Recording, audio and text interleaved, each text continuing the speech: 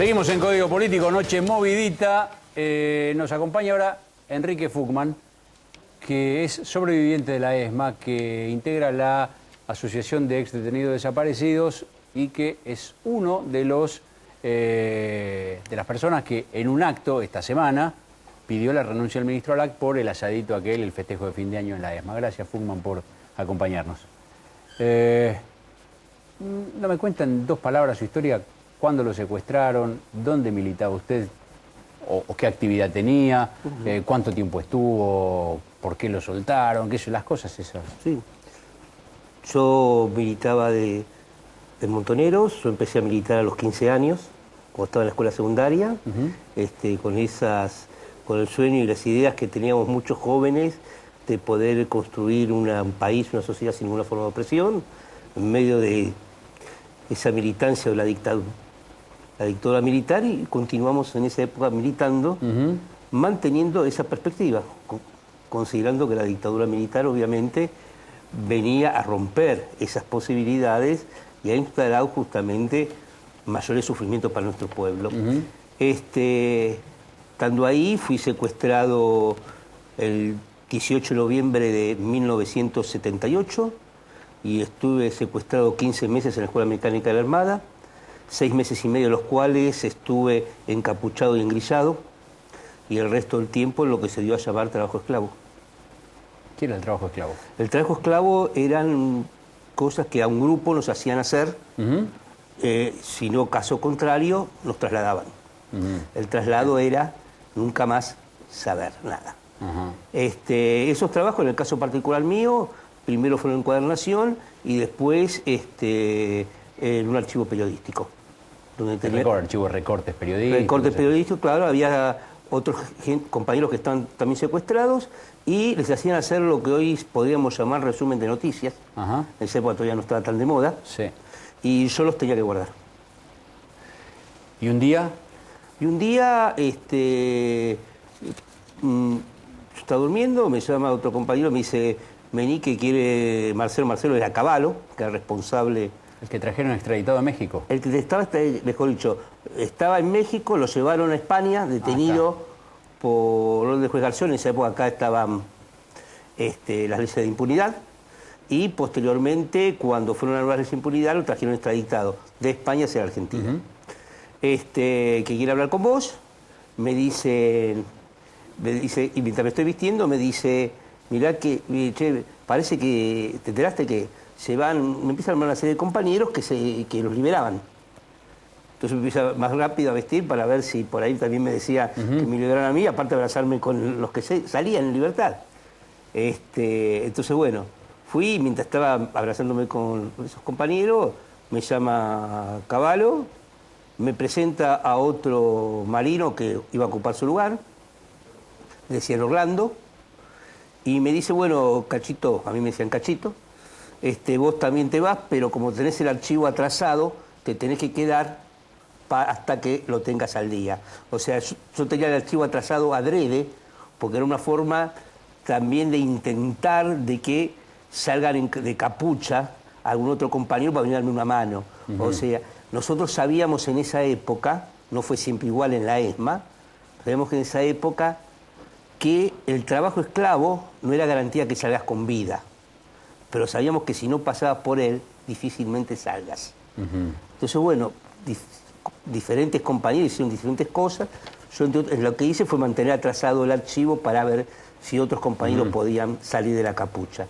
Y bueno, así estuve 3 días hasta que finalmente un día me vienen a buscar, que me mandan a hablar con el que en ese momento era el jefe del grupo de tareas, decían Horacio de apellido Real Lanzón, y me dice que me liberaron, me van a liberar, y llamó a un suboficial, le dijo, llévalo, y me dejaron en la puerta de mi casa, como si nada.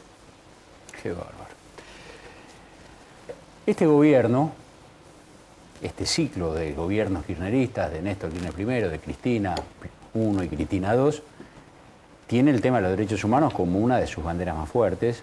Se han reabierto los juicios, se anularon las leyes de impunidad, se anularon los indultos, la Corte Suprema y el Congreso hicieron lo suyo, las cámaras, etc. Y hoy parece en cuestión, a propósito de, entre otras cosas, este asadito en la ESMA, aparece en cuestión el gobierno frente a otros sectores comprometidos y protagonistas de lo que motivó la defensa de los derechos humanos. ¿Esto cómo se ve? ¿De dónde está usted? Lo primero que hay que aclarar es lo siguiente.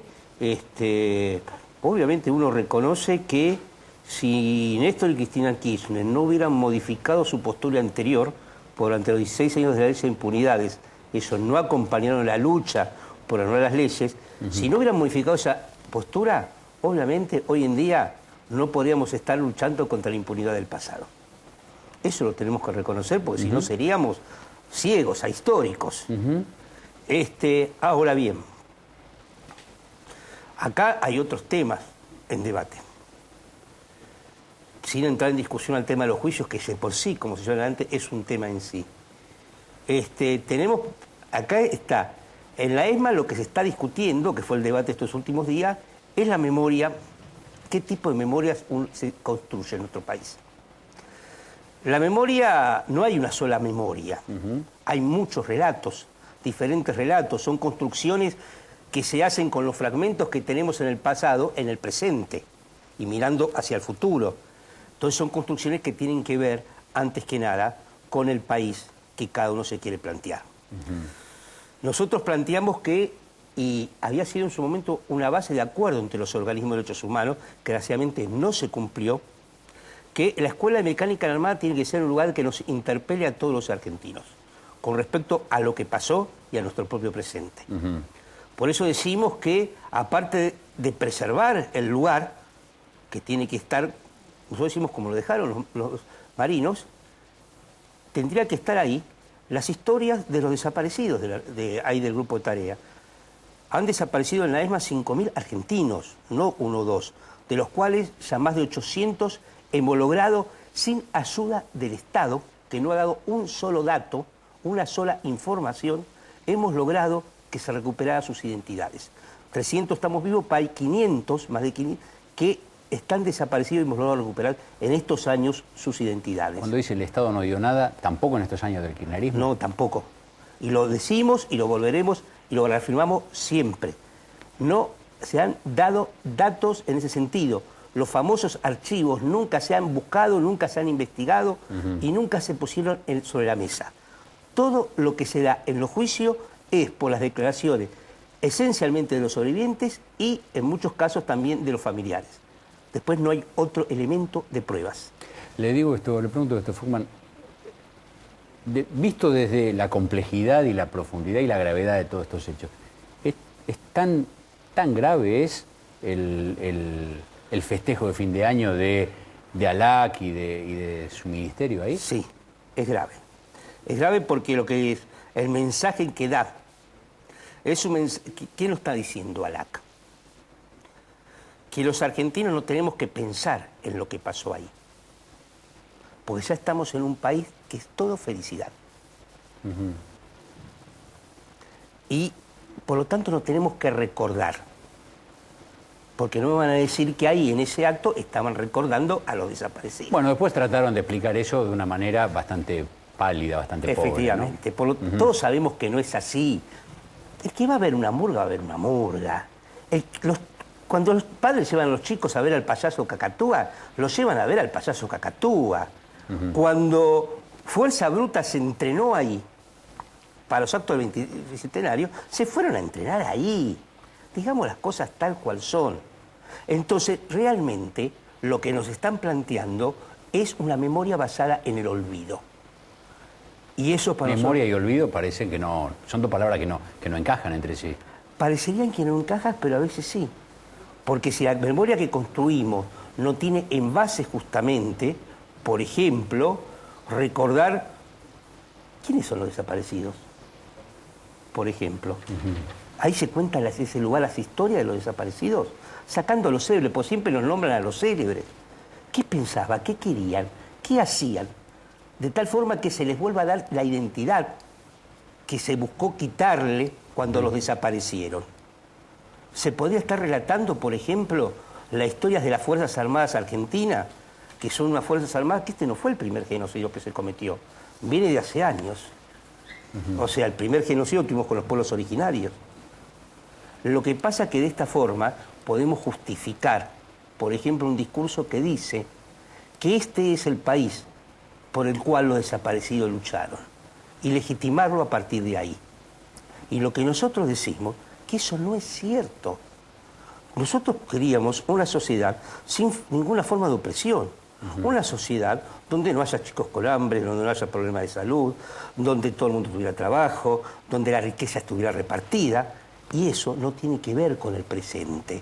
Lo dice la presidenta que no tiene que ver con eso. No lo decimos nosotros, lo dice ella. Entonces, una de las formas que se tiene para legitimarse, entonces decir, ellos lo hicieron, ellos querían esto. Y para que no se les pueda discutir, entonces sí, tenemos que crear una memoria del olvido, tenemos que resignificar esa palabra que tuvo todos estos días en danza, tenemos que resignificar el lugar para que no signifique lo que fue, sino que pase a significar lo que quieren que signifique para justamente justificar un modelo que es de opresión. Fugman, gracias por acompañarnos. Por favor. Le invito, igual que ustedes, a ver ahora, ver y escuchar